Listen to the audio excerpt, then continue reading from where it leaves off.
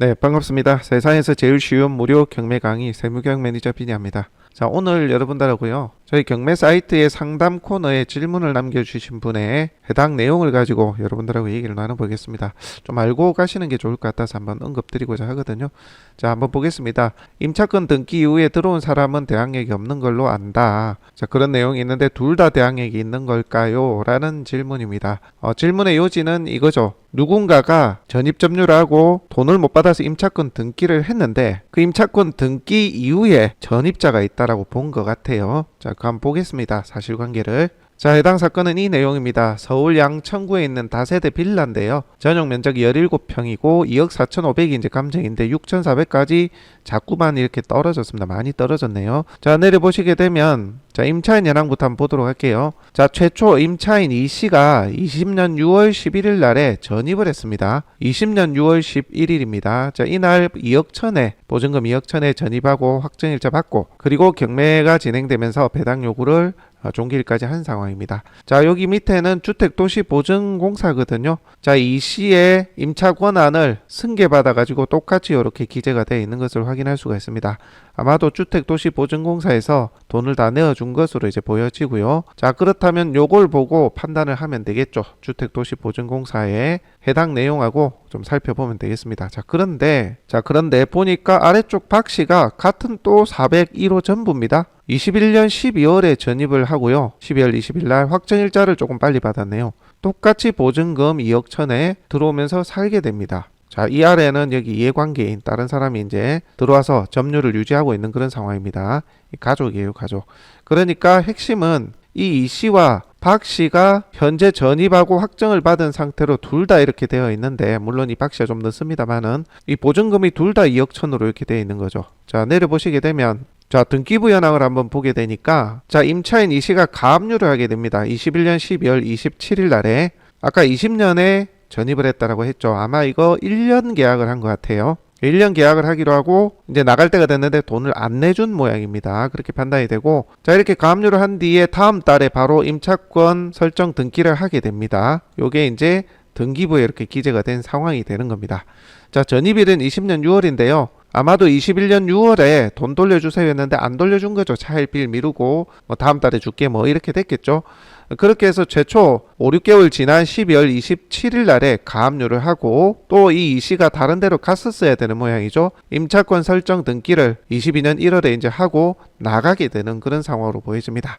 자, 그리고 이 가압류에 기해서 경매를 신청을 하게 된 상황이고요. 자, 그러면 앞서 되돌아봅니다. 자, 임차인 이 씨가 20년 6월 11일 날 전입을 하고 21년 6월에 돈을 돌려달라 했는데 안 돌려줘서 21년 12월에 아까 12월 27일이었죠. 12월 27일에 해당 부동산에 대해서 가압류를 하게 된 상황입니다. 21년 12월이에요. 12월 27일. 자, 잘 기억을 해 두십시오. 21년 12월 27일. 자, 그런데 자, 현재 임차인은 언제 전입을 하게 됩니까? 21년 12월 20일 날. 자, 가압류를 하기 7일 전에 박 씨가 또 전입을 하게 됩니다. 그죠? 자, 그런데 이 씨는 전입이 되어 있었을까요? 이 당시에? 아니면 전출을 했을까요? 어떻게 됐을까요? 자, 그것까지는 저희가 알 수가 없죠. 하지만 추정을 할 수 있는 부분은 자, 임차권 등기가 그 다음 해 1월에 임차권 설정 등기가 됐기 때문에 아마도 전입은 유지하고 있었을 것 같아요. 전출은 안 갔을 확률이 큽니다. 물론 이걸 모르고 빨리 뺐을 수도 있지만 정황상 이 씨는 임차권 설정 등기 이전이기 때문에 여전히 전입이 되어 있었을 걸로 보여집니다. 자, 그런데 이 씨가 전입이 되어 있는 상태인데 이 박 씨가 아까 이 씨가 등기에 가압류를 하기 일주일 전에 21일 날에 전입을 하게 된다는 거죠. 자, 이 박 씨가 20일 날에 전입을 하죠. 27일 날에 가압류가 됐는데 이 씨가 돈을 못 받아서 해당 부동산에 일주일 늦은 27일 날에 가압류를 하지만 이 박 씨가 일주일 전에 전입을 하게 된다는 내용입니다. 확정일자는 그보다 더 빨라요. 자, 이렇게 되는 상황을 한번 추정을 해보는 겁니다. 자, 여러분들 좀 어려울 수 있으니까 제가 좀 정리를 할게요. 자, 이 씨가 먼저 전입을 해요. 전입을 합니다. 전입을 했는데 언제 전입을 했냐? 20년 6월에 전입을 했는데 자, 21년 6월에 아마도 추정입니다. 21년 6월에 돈 내주세요 했는데 안 준 거죠. 자, 21년 6월에. 그래서 이 씨가 언제 가압류를 했다고요? 21년 12월 27일에 27일에 이 씨가 해당 부동산에 대해서 가압류를 하게 됩니다. 가압류. 자, 그런데 이후에 박 씨라는 사람이 요 사이에 가압류보다 빠르게 전입을 하게 됩니다. 전입. 가압류보다 빠르게 언제? 21년 12월 20일 날. 이렇게 되는 셈이죠. 자, 그런데 이 박 씨가 전입할 당시 이 씨는 전출 상태냐? 아니고 22년 1월 11일 날 이 씨가 임차권 설정 등기를 합니다.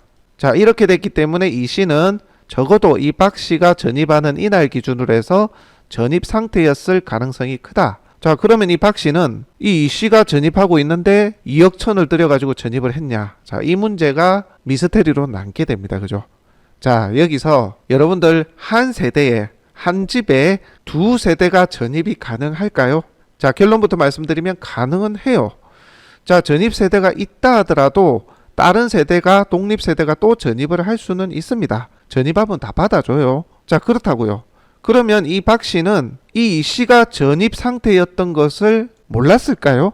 아마도 이게 정상적인 상황이라면 이 씨가 전입한 상황을 몰랐을 가능성이 큽니다. 여러분들 전입할 때 세대 열람 내역을 일일이 다 보고 여러분들 전입합니까? 한번 잘 생각 한번 해보세요. 만약에 집이 비어있고 등기부를 뗐는데 등기부 상에 큰 문제가 없다 이러면 일반적으로 그냥 전입하고 확정일자 받고 계약서 쓰고 계약금을 주고 들어가게 됩니다.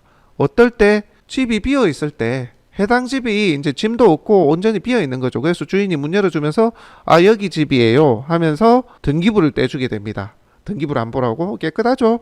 그럼 계약합시다 하고 계약을 하는 경우가 상당히 많다. 물론 공인중개사를 통해서 했다면 세대열람 내역도 보고 그런 것들 아마 확인했을 것 같은데 그렇지 않은 경우가 이런 경우일 가능성이 매우 크다. 자, 이렇게 되니까 어떻게 돼요? 전입세대는 있지만 이 씨는 현재 점유를 하고 있지는 않은 상황입니다. 집이 비어 있었을 가능성이 매우 큰 거죠. 그래서 이 박 씨가 전입하고 확정일자 받고 여기 들어가서 살게 되는 겁니다. 이 박 씨가 21년 12월 20일부터는 점유권까지 얻게 됩니다. 점유를 누가 한다고요? 이 박 씨가. 왜? 비어 있었을 거니까. 안 비어 있었으면 이 박 씨가 계약서 썼을까요? 안 썼겠죠, 그죠? 자, 이런 상황이 벌어졌을 확률이 매우 큽니다. 자, 이게 만약에 제가 말한 이 과정으로 진행이 됐다면 이 씨는 대항력이 없어요. 전입은 유지하고 있었지만 이 임차권 설정 등기 이후에 전출을 하고 점유 해제도 해야 되는 겁니다. 여러분들 대항력의 요건이 뭐죠? 전입만 한다고 되나요? 아니죠. 전입 플러스 점유까지 해야 됩니다. 한마디로 그 부동산을 점유해서 살고 있어야 된다는 얘기예요.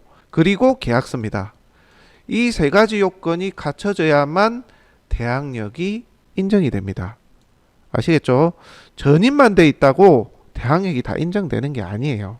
이 권리 분석만 하다 보면 이런 착각을 하실 수가 있는데 여러분들 다시 한번 상기를 해주셔야 됩니다. 대항력의 요건은 전입, 점유, 계약서입니다. 점유가 반드시 들어가야 돼요. 그래서 이 씨가 아마도 제 생각에는 전입만 유지한 채 짐을 다 급하게 먼저 옮기지 않았을까, 그런 추정을 첫 번째로 해보고요. 그럴 확률이 매우 큽니다. 자, 두 번째 가정은 어떤 가정이냐면 이 씨가 전입은 유지하게 됩니다. 전입을 쭉 임차권 설정 등기까지 유지는 하는데 이때 박 씨가 들어올 당시 짐은 다 빼고 문만 잠가 놓은 상태죠. 문을 시건을 해놓고 본인은 그래도 점유를 하고 있다라고 생각을 하고 문만 잠그고 가버린 거예요. 갔는데 임대인이 짐이 다 비어져 있는 걸 아는 거예요. 그래서 임의 계문을 해서 이 임차인 박 씨를 넣어버린 겁니다. 계약서를 따로 쓰고. 이렇게 됐을 확률도 있죠. 자, 이렇게 되면 어떻게 됩니까? 이 씨가 번호키로 시건을 해가지고 간접 점유를 하고 있는 상황이 되거든요. 임대인이 임의대로 계문을 했다면 이거는 이제 법적으로 이제 다툴 문제가 되는 겁니다.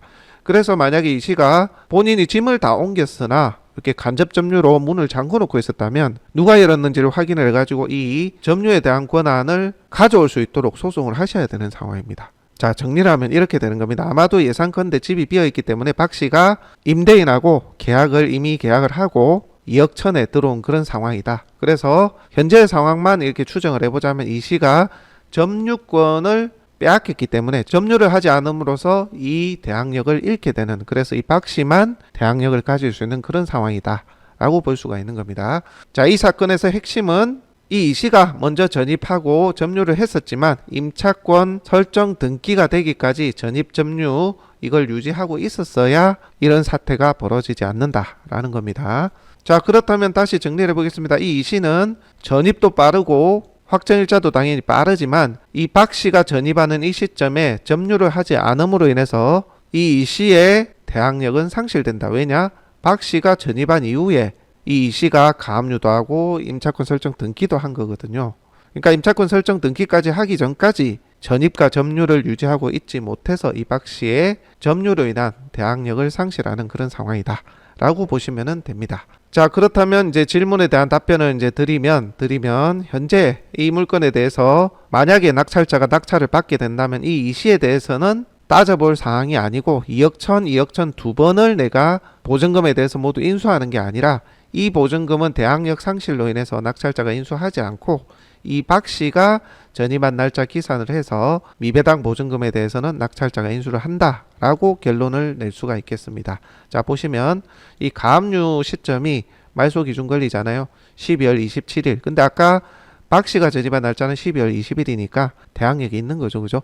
이렇게 이제 진행이 된다라고 보시면 됩니다. 물론 이 이씨가 배당금을 받아가는지 못 받아가는지 그걸로 인해 무잉여 기각이 되는지 여부는 차치하고 권리 분석에 대한 내용만 설명을 드린 겁니다. 자, 오늘 강의는 임차인이 2명인 경우입니다. 같은 부동산에 먼저 임차인이 들어와서 살고 전입점유를 하고 임차권 설정 등기까지 전입점유를 유지했었어야 되는데 중간에 또 다른 임차인이 전입점유를 함으로 인해서 새로운 계약을 맺어짐으로 인해서 기존의 임차인의 점유권이 해제되는 그런 상황에 있어서 점유가 상실된 이 사람은 대항력이 없어지고 이후에 들어온 전입자는 전입과 점유를 함으로써 대항력을 취득한다. 이런 내용으로 저희가 안내를 드렸습니다. 참고를 하시기 바랍니다. 자, 다시 한번 정리를 하면 여러분들 대항력은 전입과 점유까지 해야 된다는 사실, 당연히 계약서는 있어야 되겠죠. 자, 이 세 가지가 반드시 존재해야 대항력이 유지된다. 자, 이 점 기억하시면서 오늘 강의 마무리하도록 하겠습니다.